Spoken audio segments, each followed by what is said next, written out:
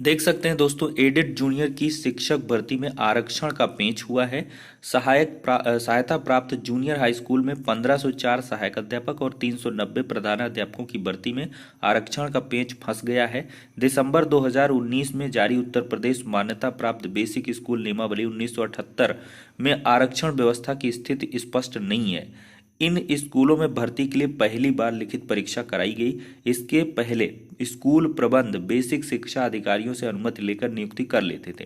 भ्रष्टाचार के आरोप लगने पर सरकार ने नियमावली में संशोधन कर सीटीईटी और टीईटी और लिखित परीक्षा का प्रावधान किया, लेकिन संशोधन में आरक्षण पर स्थिति स्पष्ट नहीं हो सकी। अब अधिकारी तय नहीं कर पा रहे हैं कि कुल विज्ञापित 1894 पदों पर आरक्षण लागू होगा या विद्यालयवार दिया जाएगा। ऐसे में बेसिक शिक्षा विभाग के अफसर विधिक राय ले रहे हैं ताकि भर्ती होने पर कानूनी अड़चन सामने न आए। सूत्रों के अनुसार भर्ती दिसंबर तक पूरी होनी है और ऑनलाइन विकल्प लेने के लिए एनआईसी से बातचीत भी हो चुकी है, लेकिन आरक्षण का मुद्दा फाइनल न होने से प्रक्रिया शुरू नहीं हो पा रही है। तो यहाँ पर ये जो मुद्दा है बहुत ज़्यादा बड़ा नहीं है, इसको सॉर्ट आउट कर लिया जाएगा। और ऐसे में मुझे लगता है कि 1894 पदों पर आरक्षण लागू होना चाहिए, विद्यालय वार इसमें आरक्षण नहीं देना चाहिए।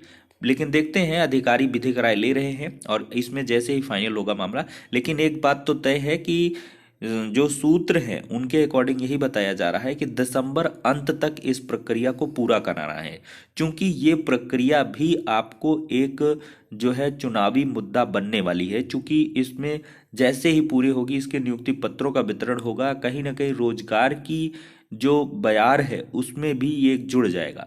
तो इस वजह से आप लोग आश्वस्त रहिए, जो भी परेशान हैं एडिट जूनियर शिक्षक भर्ती को लेकर, ये भर्ती प्रक्रिया आपको दिसंबर माह में पूरी होती हुई नजर आएगी, इसमें कोई दो राय नहीं है। देख सकते हैं दोस्तों, यूपीटीटी इस माह मुश्किल जनवरी में होने के आसार हैं। मुख्यमंत्री योगी आदित्यनाथ ने यूपी टेट की परीक्षा रद्द होने के बाद 1 महीने के अंदर कराने का ऐलान किया। ये अवधि 28 दिसंबर को पूरी होने जा रही है।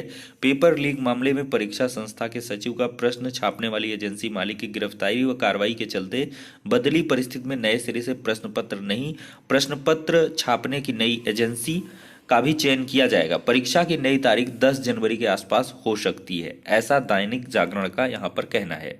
साथ ही साथ देखा जाए तो इसमें बेसिक शिक्षा मंत्री डॉक्टर सतीश द्विवेदी ने बताया कि यूपीटीटी के परीक्षा के लिए विभाग तेजी से जुटा है। परीक्षा संस्था के 2 अहम अफसर बदले गए हैं, इसलिए तैयारियां पूरी करने में समय लगेगा। उन्होंने कहा कि परीक्षा की नई तारीख जनवरी में संभावित है।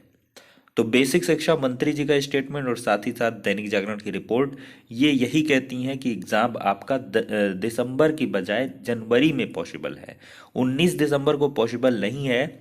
और देखा जाए तो यहाँ पर जो आपका दिसंबर माह है उसमें सीटेट का भी एग्ज़ाम होना है, तो मे बी सीटेट के एग्ज़ाम के बाद से ही यहाँ पर यूपी टेट का एग्ज़ाम करवाया जाए। इसको लेकर अभी असमंजस है और आपको हम एक स्टेटमेंट और दिखाते हैं।